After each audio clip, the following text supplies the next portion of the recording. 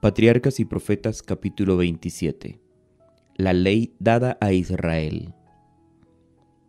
Poco tiempo después de acampar junto al Sinaí, se le indicó a Moisés que subiera al monte a encontrarse con Dios. Subió en solitario el escabroso y empinado sendero, y llegó cerca de la nube que señalaba el lugar donde estaba Jehová. Israel iba a entrar ahora en una relación más estrecha y más peculiar con el Altísimo. Iba a ser recibido como iglesia y como nación bajo el gobierno de Dios. El mensaje que se le dio a Moisés para el pueblo fue el siguiente: Vosotros visteis lo que hice con los egipcios, y cómo os tomé sobre alas de águila, y os he traído a mí. Ahora pues, si dais oído a mi voz, vosotros seréis mi especial tesoro sobre todos los pueblos, porque mía es toda la tierra. Vosotros me seréis un reino de sacerdote y gente santa. Éxodo capítulo 19, versículo 25. Moisés regresó al campamento y reunió a los ancianos de Israel. Les repitió el mensaje divino. Su respuesta fue: haremos todo lo que Jehová ha dicho. Así concertaron un solemne pacto con Dios, prometiendo aceptarlo como su soberano, por lo cual se convirtieron en sentido especial en súbdito de su autoridad. Nuevamente el caudillo ascendió a la montaña, y el Señor le dijo: Yo vendré a ti en una nube espesa, para que el pueblo oiga mientras yo hablo contigo, y así te crean para siempre. Cuando encontraban dificultades en su camino, se sentían tentados a murmurar contra Moisés y a Aarón, y a acusarlos de haber sacado las huestes de Israel de Egipto para destruirlas. El Señor iba a honrar a Moisés ante ellas para inducir al pueblo a confiar en sus instrucciones y a cumplirlas. Dios se propuso hacer de la ocasión en que iba a pronunciar su ley una escena de imponente grandeza, en consonancia con el exaltado carácter de esta ley. El pueblo debía comprender que todo lo relacionado con el servicio a Dios debe considerarse con gran reverencia. El Señor dijo a Moisés: Ve al pueblo y santifícalos hoy y mañana, que laven sus vestidos y estén preparados para el tercer día, porque el tercer día Jehová descenderá a la vista de todo el pueblo sobre el monte Sinaí. Durante estos días, todos debían dedicar su tiempo a prepararse solemnemente para aparecer ante Dios. Sus corazones y sus ropas debían estar libres de toda impureza. Y cuando Moisés les señalara sus pecados, ellos debían humillarse, ayunar y orar, para que sus corazones pudieran ser limpiados de iniquidad. Se hicieron los preparativos conforme al mandato, y obedeciendo otra orden posterior, Moisés mandó a colocar una barrera alrededor del monte, para que ni las personas ni las bestias entraran al sagrado recinto. Quien se atreviera siquiera a tocarlo, moriría instantáneamente. A la mañana del tercer día, cuando los ojos de todo el pueblo estaban sobre el monte, la cúspide se cubrió de una espesa nube, que se hacía más grande y más densa, y descendió hasta que toda la montaña quedó envuelta en tinieblas y en vaporoso misterio. Entonces escuchó el sonido como de trompeta, que llamaba al pueblo a encontrarse con Dios, y Moisés los condujo hasta el pie del monte. De la gran oscuridad surgían vívidos relámpagos, mientras que el fragor de los truenos retumbaba en las alturas circundantes. Todo el monte Sinaí humeaba, porque Jehová había descendido sobre él en medio del fuego. El humo subía como humo de un horno, y todo el monte se estremecía violentamente. La apariencia de la gloria de Jehová era, a los ojos de los hijos de Israel, como un fuego abrasador en la cumbre del monte, ante los ojos de la multitud allí congregada.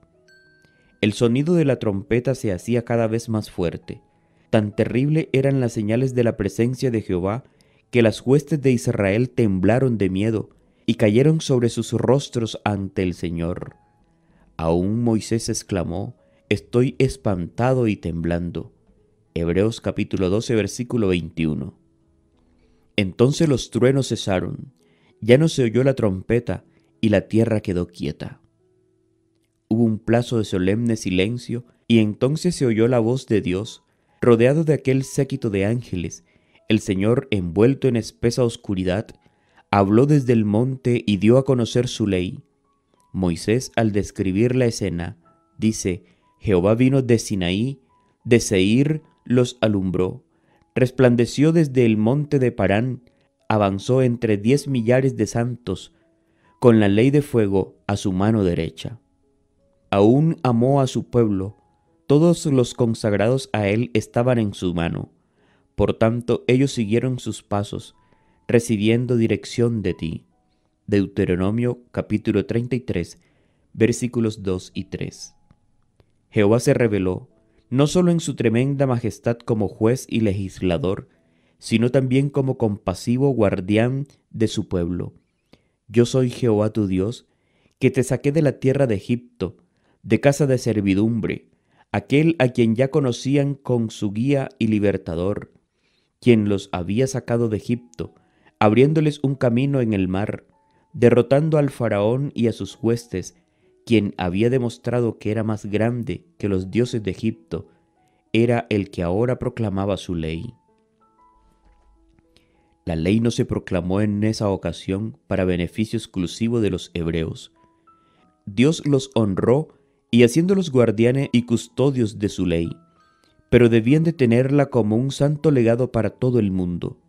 Los preceptos del Decálogo se adaptan a toda la humanidad y se dieron para las instrucciones y el gobierno de todos. Son 10 preceptos breves, abarcantes y autorizados que incluyen los deberes del hombre hacia Dios y hacia sus semejantes, y todos se basan en el gran principio fundamental del amor. Amarás al Señor tu Dios con todo tu corazón, y con toda tu alma, y con todas tus fuerzas, y con toda tu mente, y a tu prójimo como a ti mismo. Lucas capítulo 10, versículo 27, Deuteronomio capítulo 6, versículos 4 y 5, Levítico capítulo 19, versículo 18.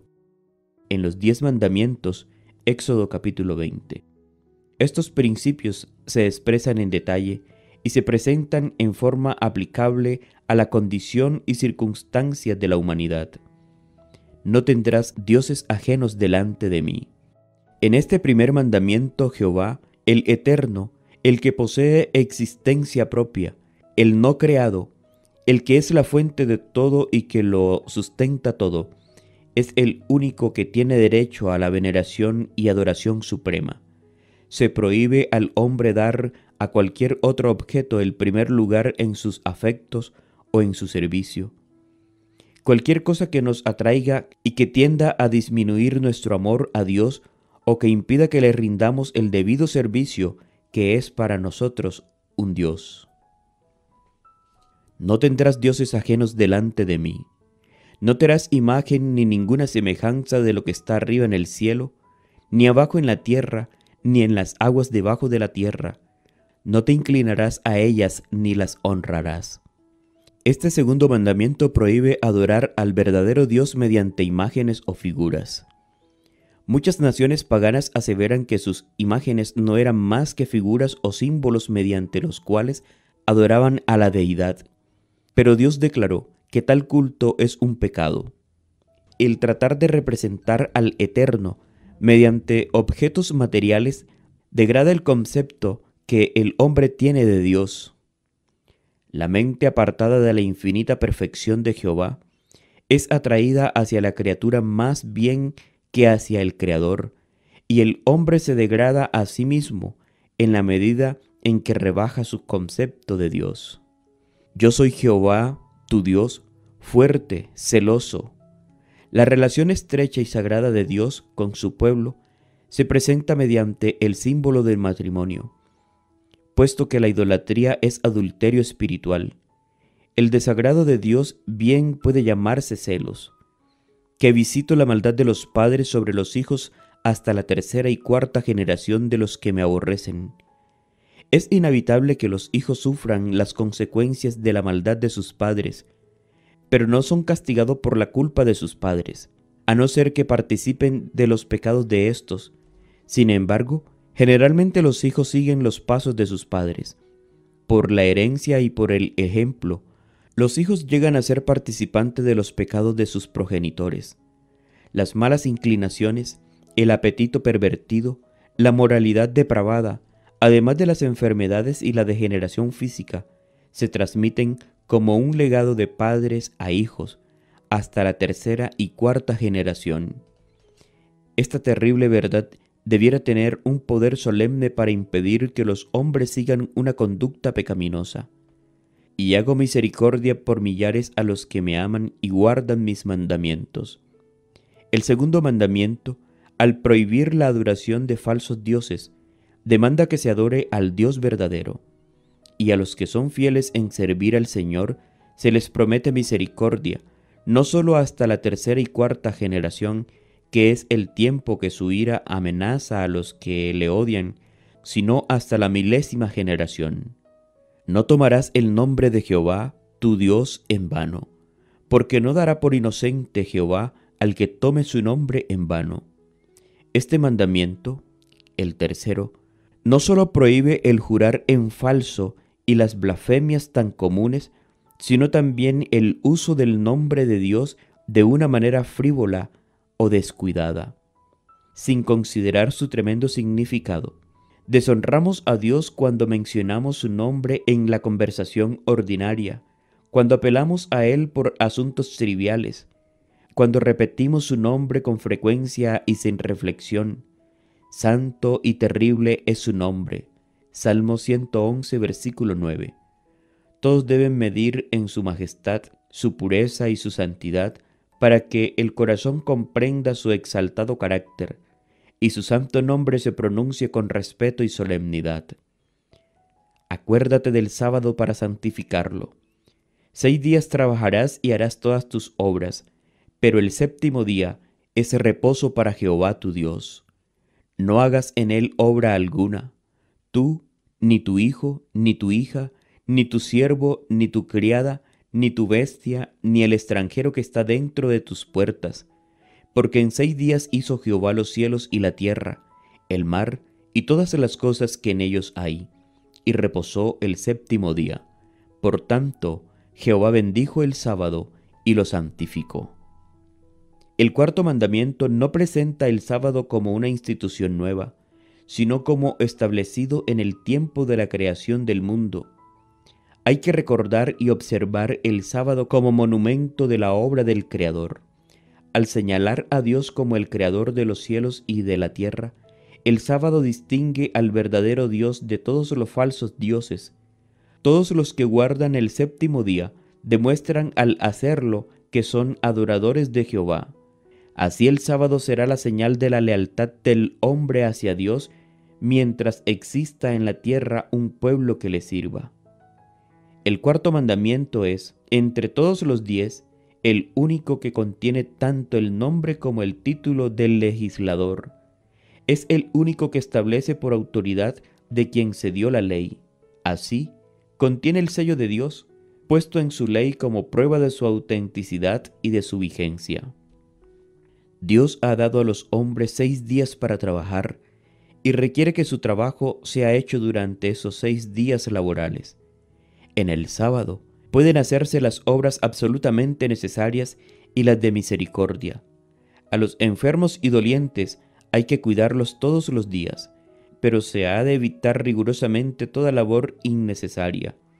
Si retraes del sábado tu pie, de hacer tu voluntad en mi día santo, y lo llamas delicia, santo, glorioso de Jehová, y lo veneras no andando en tus propios caminos, ni buscando tu voluntad, ni hablando tus propias palabras. Isaías capítulo 58, versículo 13. No acaba aquí la prohibición. Ni hablando tus palabras, dice el profeta.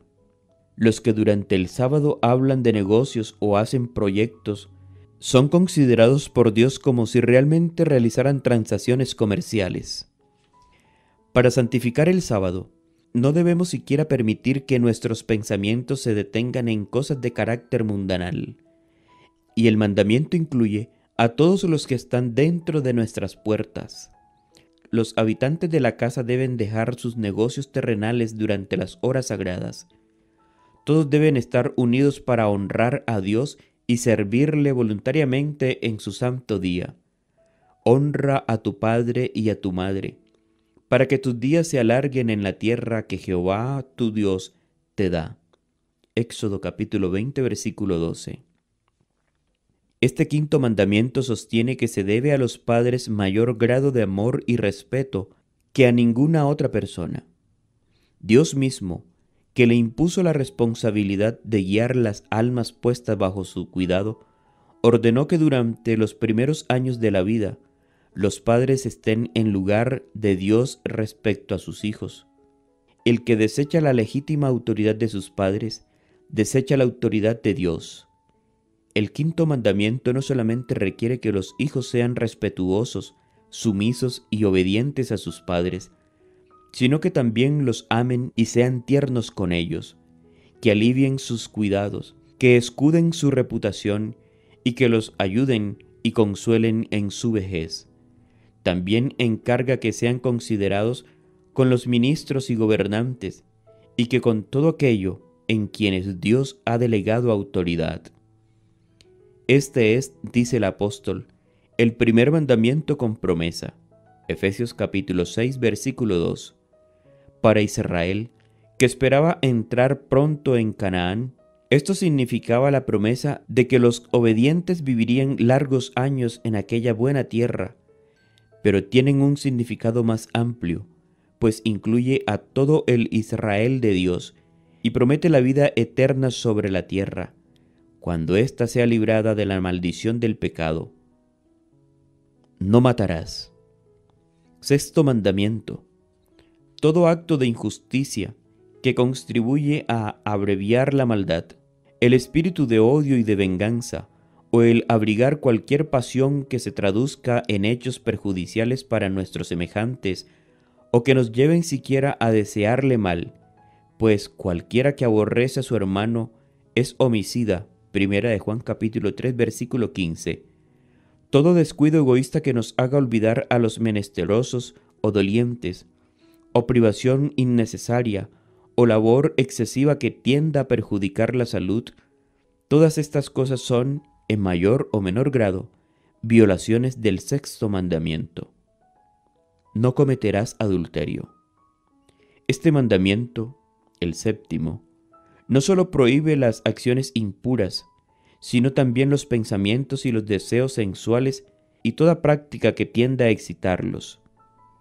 Exige pureza no solamente de la vida exterior, sino también en las intenciones secretas y en las emociones del corazón. Cristo, al enseñar cuán abarcante es la obligación de guardar la ley de Dios, declaró que los malos pensamientos y las miradas concupiscientes son tan ciertamente pecados como el acto ilícito. No hurtarás. Esta prohibición incluye tanto los pecados públicos como los privados. El octavo mandamiento condena el robo del hombre y el tráfico de esclavos, y prohíbe las guerras de conquista. Condena el hurto y el robo. Exige estricta integridad en los más mínimos pormenores de los asuntos de la vida. Prohíbe la excesiva ganancia en el comercio y requiere el pago de las deudas y de salarios justos. Implica que toda tentativa de sacar provecho de la ignorancia, debilidad o desgracia de los demás se anota como un fraude en los registros del cielo. No dirás contra tu prójimo falso testimonio. Noveno mandamiento. La mentira acerca de cualquier asunto. Todo intento o propósito de engañar a nuestro prójimo están incluidos en este mandamiento. La falsedad consiste en la intención de engañar. Mediante una mirada, un ademán, una expresión del semblante, se puede mentir tan eficazmente como si se usaran palabras. Toda exageración intencionada, toda insinuación o palabras indirectas dichas con el fin de producir un concepto erróneo o exagerado, hasta la exposición de los hechos de manera que den una idea equivocada. Todo esto es mentir. Este precepto prohíbe todo intento de dañar la reputación de nuestros semejantes por medio de tergiversaciones o suposiciones malintencionadas mediante calumnias o chismes. Hasta la supresión intencional de la verdad, hecha con el fin de perjudicar a otros, es una violación del 9º mandamiento. No codiciarás la casa de tu prójimo. No codiciarás la mujer de tu prójimo, ni su siervo, ni su criada, ni su buey, ni su asno, ni cosa alguna de tu prójimo. El 10º mandamiento ataca la raíz misma de todos los pecados, al prohibir el deseo egoísta, del cual nace el acto pecaminoso, el que, obedeciendo a la ley de Dios, se abstiene de abrigar hasta el deseo pecaminoso de poseer lo que le pertenece a otro, no será culpable de un mal acto contra sus semejantes. Estos fueron los sagrados preceptos del Decálogo, pronunciados entre truenos y llamas, y en medio de un despliegue maravilloso del poder y de la majestad del gran legislador. Dios acompañó la proclamación de su ley con manifestaciones de su poder y su gloria, para que su pueblo no olvidara nunca la escena, y para que abrigara profunda veneración hacia el autor de la ley, creador de los cielos y de la tierra. También quería revelar a todos los hombres la santidad, la importancia y la perpetuidad de su ley. El pueblo de Israel estaba anonadado de terror.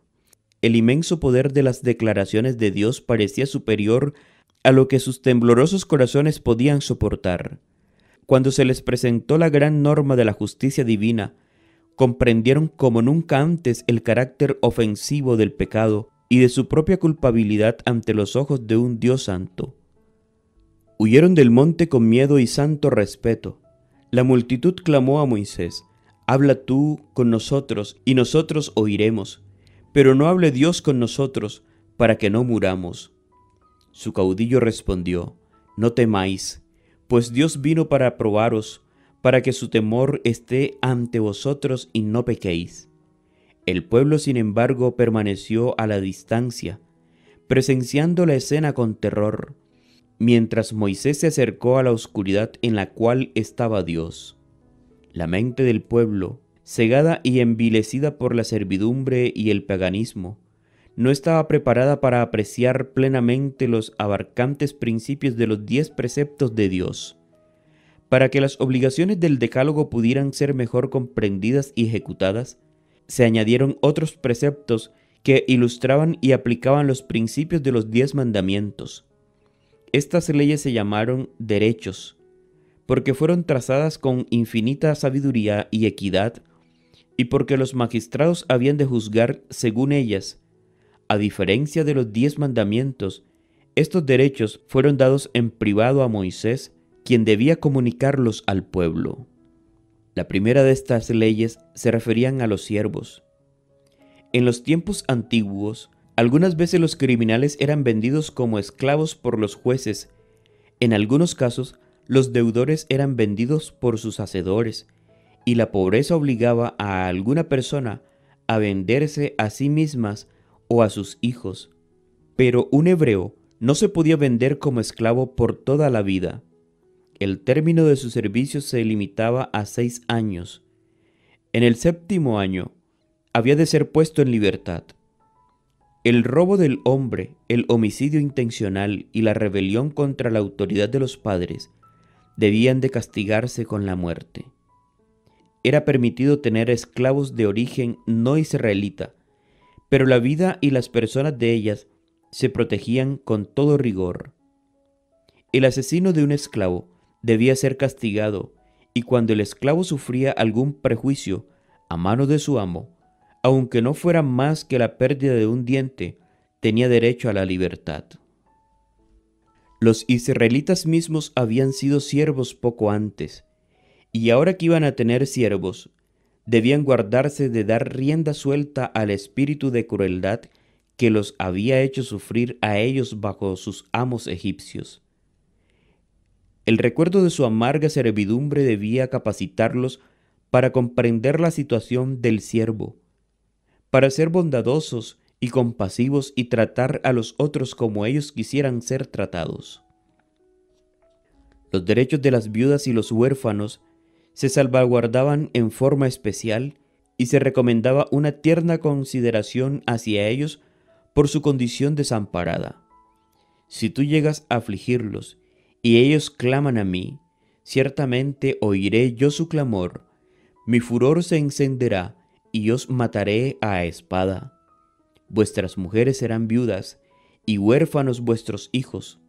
Los extranjeros que se unieran con Israel debían ser protegidos del agravio o la opresión.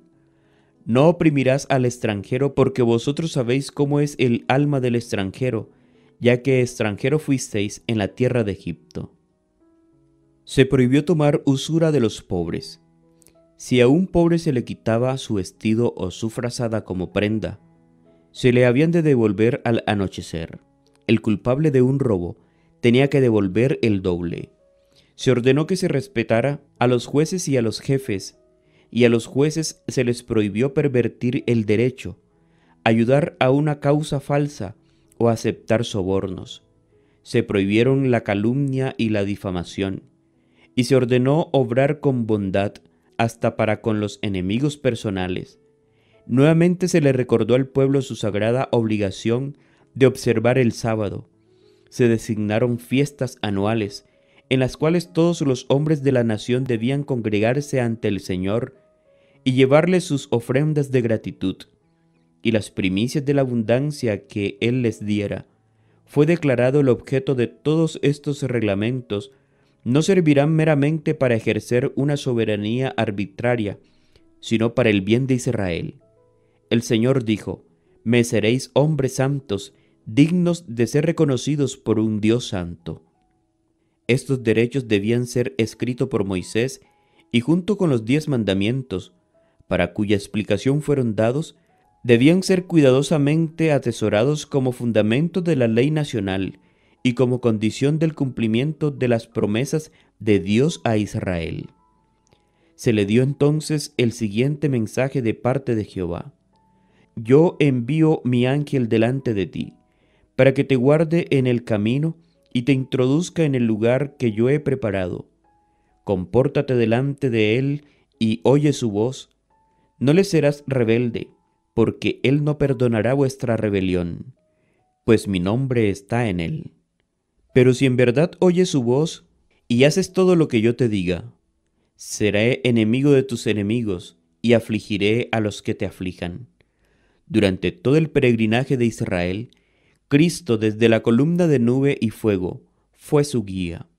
Mientras tenían símbolos que señalaban al Salvador que vendría, también tenían un Salvador presente, que daba mandamientos al pueblo por medio de Moisés y que les fue presentado como el único medio de bendición. Al descender del monte, Moisés le contó al pueblo todas las palabras de Jehová y todas las leyes. Y todo el pueblo respondió a una voz: cumpliremos todas las palabras que Jehová ha dicho. Esta promesa, junto con las palabras del Señor que ellos se comprometían a obedecer, fueron escritas por Moisés en un libro. Entonces se procedió a ratificar el pacto. Se construyó un altar al pie del monte, y junto a él se levantaron 12 columnas según las 12 tribus de Israel, como testimonio de que aceptaban su pacto. Enseguida, jóvenes escogidos para ese servicio presentaron sacrificios a Dios. Después de rociar el altar con la sangre de las ofrendas, Moisés tomó el libro de la alianza y leyó a oídos del pueblo. En esta forma fueron repetidas solemnemente las condiciones del pacto, y todos quedaron en libertad de decir si querían cumplirlas o no. Antes habían prometido obedecer la voz de Dios, pero desde entonces habían oído pronunciar su ley, y se les habían detallado sus principios, para que ellos conocieran cuánto abarcaba ese pacto. Nuevamente el pueblo contestó a una voz: haremos todas las cosas que Jehová ha dicho, y obedeceremos. Porque habiendo anunciado Moisés todos los mandamientos de la ley a todo el pueblo, tomó la sangre de los becerros y de los machos cabríos, roció el mismo libro y también a todo el pueblo, diciendo: Esta es la sangre del pacto que Dios ha mandado. Hebreos capítulo 9, versículos 19 y 20. Ahora se debían hacer los arreglos para el establecimiento completo de la nación escogida bajo la soberanía de Jehová como rey. Moisés había recibido el mandato: sube ante Jehová, junto con Aarón, Nadab y Abiú, y 70 de los ancianos de Israel, y os inclinaréis de lejos, pero solo Moisés se acercará a Jehová. Mientras el pueblo oraba al pie del monte, estos hombres escogidos fueron llamados al monte. Los 70 ancianos habían de ayudar a Moisés en el gobierno de Israel, y Dios puso sobre ellos su espíritu, y los honró con la visión de su poder y grandeza, y vieron al Dios de Israel.